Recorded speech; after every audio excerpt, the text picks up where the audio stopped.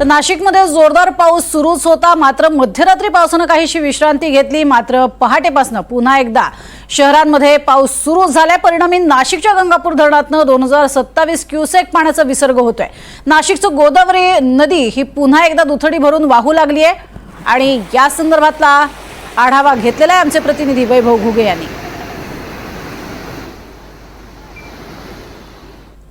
नाशिकमध्ये कालपासून पावसाने सायंकाळी मोठा जोर जो आहे तो धरला होता। मात्र आता मध्यरात्रीपासून जो आहे पावसाने काहीशी विश्रांती घेतली होती। पुन्हा सकाळपासून जो आहे पावसाला संततधारेला सुरुवात झाली होती। मात्र आता परिणामी नाशिकच्या गोदावरी नदीला जो आहे ती पूर सदृश्य परिस्थिती पुन्हा एकदा निर्माण झालेली आहे। गंगापूर धरणातून जो आहे पाण्याचा 2227 क्युसेसने विसर्ग करण्यात येत आहे। परिणामी नाशिकची गोदावरी नदी जी आहे ती दुथडी भरून आपल्याला या ठिकाणी वाहताना बघायला मिळते।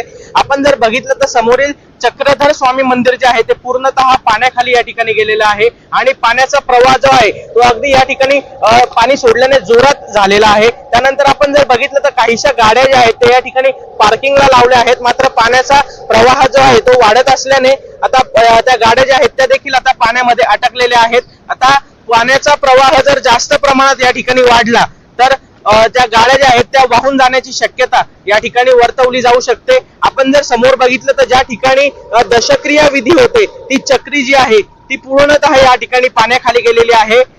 त्यानंतर जे आहे दशक्रिया विधी जी आहे ती नदी काठ लगत आपण जर बघितलं तर या ठिकाणी होत आहे।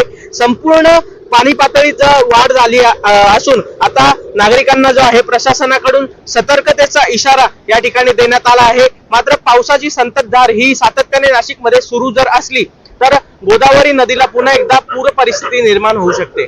वैभव घुगे, NDTV मराठी, नाशिक।